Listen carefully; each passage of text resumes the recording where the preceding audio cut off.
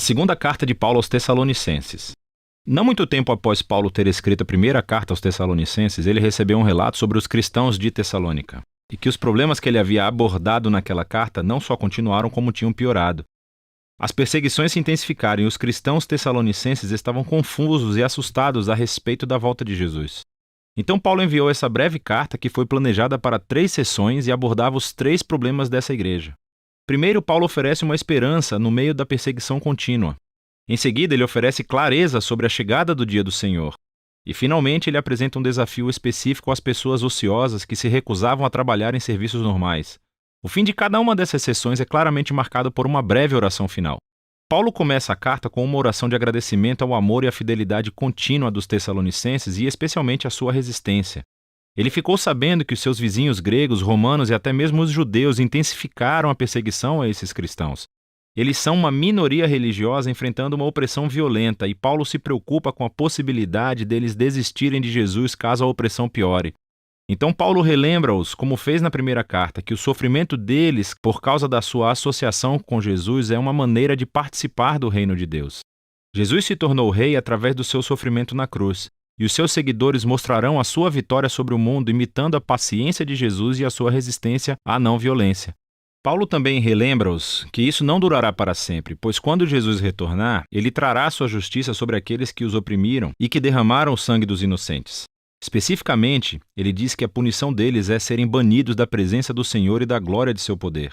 Aqui, Paulo não especula sobre o destino dos que negam Jesus, exceto ao dizer que, ao longo de suas vidas, eles não queriam nada com Jesus e, no final das contas, eles conseguiram o que desejavam, uma distância no relacionamento com seu Criador e Rei. E, para Paulo, essa é uma tragédia final. Optar pela distância de Jesus, que é a fonte de toda vida e amor, é abraçar a própria ruína. Ele conclui esse raciocínio orando para que Deus use o sofrimento para promover uma profunda mudança de caráter dentro deles, para que assim as suas vidas tragam honra ao nome de Jesus. Em seguida, Paulo continua abordando um problema específico relacionado ao retorno de Jesus e ao dia do Senhor.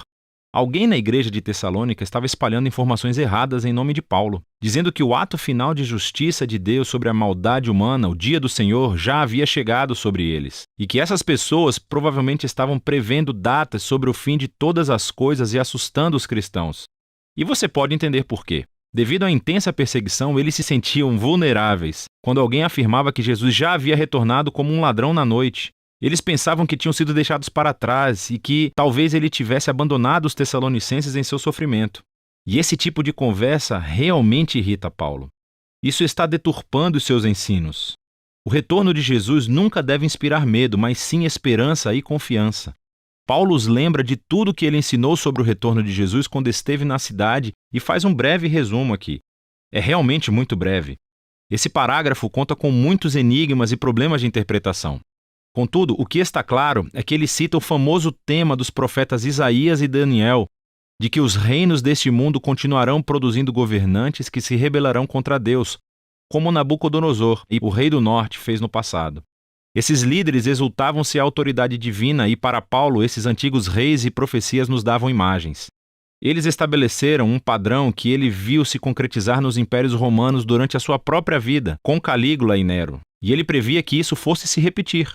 Essa história culminaria com um governante rebelde fortalecido pelo próprio mal. Alguém que causará o caos e a violência no mundo de Deus, mas não para sempre. Ao retornar, Jesus enfrentará o rebelde e todos os que praticam o mal e libertará o seu povo. Portanto, o argumento de Paulo aqui foca em não alimentar a especulação apocalíptica de futuros leitores, mas sim consolar os tessalonicenses. Ele recorda os ensinos de Jesus em Marcos capítulo 13, que dizem que os eventos antecedentes ao retorno de Jesus serão muito públicos e óbvios. Sendo assim, eles não precisam temer ou se preocupar em serem deixados para trás, mas precisam permanecer fiéis até que Jesus venha salvá-los. Então, na sua oração final, ele pede a Jesus e ao Pai que confortem e fortaleçam os tessalonicenses para que permaneçam fiéis ao caminho de Jesus, o que leva Paulo ao último tópico. É um desafio para os ociosos, o que não significa somente preguiçoso. Isso se refere às pessoas irresponsáveis e que se recusavam a trabalhar e ganhar seu sustento, resultando em vidas pessoais caóticas. Realmente, Paulo já havia abordado esse problema em sua primeira carta e parece que tinha piorado. Agora, nós não sabemos com certeza o motivo por que algumas dessas pessoas dessa igreja se recusavam a trabalhar. É possível que esse problema esteja ligado ao anterior. Talvez algumas pessoas tenham pensado que se Jesus iria voltar em breve, eles poderiam abandonar os seus empregos e voltar à vida normal.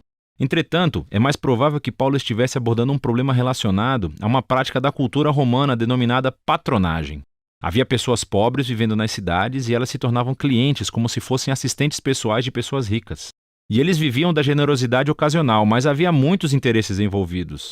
Às vezes isso envolvia os clientes no modo de vida moralmente corrupto do seu patrono, para não mencionar que isso gerava uma renda imprevisível.